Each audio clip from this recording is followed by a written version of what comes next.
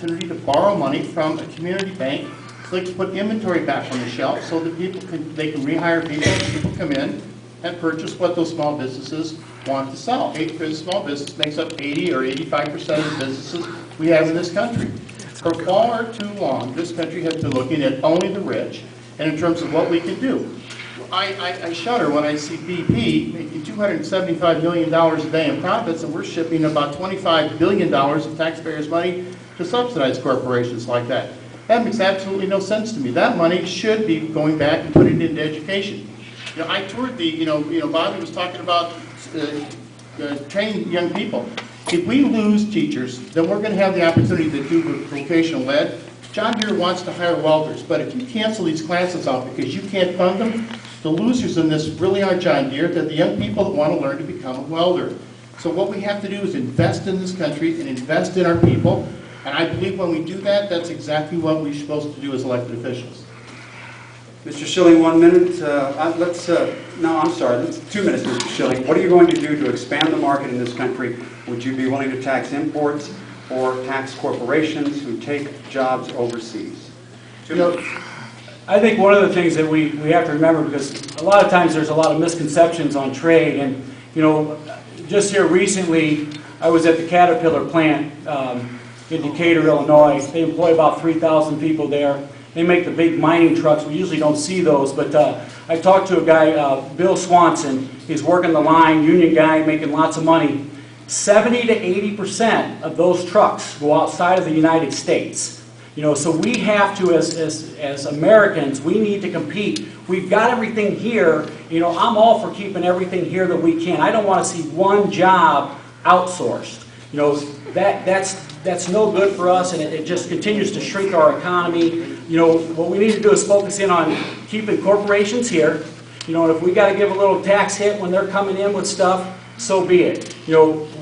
We have to take and do whatever we can to keep American jobs here, and we need to be able to compete, just like they compete in Decatur. Think about this for a minute. 3,000 jobs. 70 to 80% of those trucks go outside of the United States of America.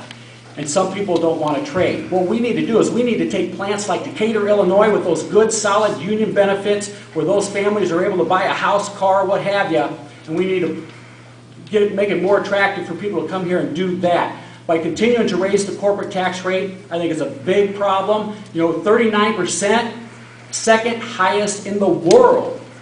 We need to drop that down, and we need to attract more jobs so we can have good, solid union jobs so people can raise their family and stay here in Illinois, rather than continue to penalize and give incentives for companies to move outside of the United States. It appears, and I'm just guessing, Mr. Schilling, that there's a lot of Mr. Hare's supporters here, so I've run into some questions that kind of put you on the hot seat, but I think you deserve to answer them. Somebody wants to know how you're going to create jobs, and they don't believe the answer is giving tax credits to the rich. How are you going to create jobs, sir? Here's the deal. As an employer, a guy that creates jobs, I understand that right now my business is at a wit's end. I can't take any more tax increases. What we have to do is we need to create an environment that makes it to where people want to expand and they want to hire people. Before I decided to run, I was looking at actually franchising my business. And you know what? I'm not rich. I'm a small guy that works hard, works my finger to the bone, and I believe in the opportunity for us as Americans. But by raising taxes on our business, I'm here to tell you, it's going to only continue the unemployment going up. When we give tax breaks, what happens, and you can call it rich, and I'm not a rich man, trust me. I'm rich because I'm healthy and I have a great family. But it gives me the opportunity to expand my business, and hire more people. It's so interesting how it continues to be painted as rich when, we create jobs. And that's the key, is we need job creators. When we continue to tax people to death, basically, literally, we just destroy the employing system. And we continue to do that, and guess what? We have more incentives to ship jobs overseas, not to hire. More taxes mean less employees. I might have to get rid of somebody. That's the problem. More taxes don't fix the problem. We need to control spending is what we need to do, and we need to create an atmosphere to where other people want to come here to the 17th district and create jobs. Rather than continuing to send them over to Iowa and everywhere else and outside of the United States, I think that's the key. Mr. Hare, 1 minute. Well, listen, the trade policies that Bobby supports on South Korea would have a devastating impact to the steel plant in Sterling, Illinois. The management and the union both say it would literally probably drive them under. Now, here's what we need to do. We're talking about, Bobby, $100,000 per person on this tax cut. So for all of you out there that are making $1 million, you're not going to like this answer. I think $100,000 when we're in a recession to people who aren't going to reinvest it in this economy is foolish to do. I want to give it to middle-income people and lower middle-income people. I want to invest in roads and bridges. I want to invest in our educational system in this country.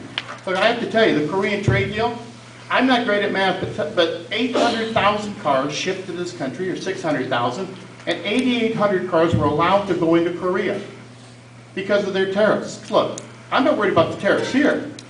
Our beef isn't allowed to go into Korea. I say, listen, I'll vote for the Korean trade deal only when they will take those tariffs down. Because let me tell you, those people in Sterling manufacture the springs for the car seats. And for automobile dealers around this country and this district, it's devastating for them. So until they fix it, I'm not voting for it.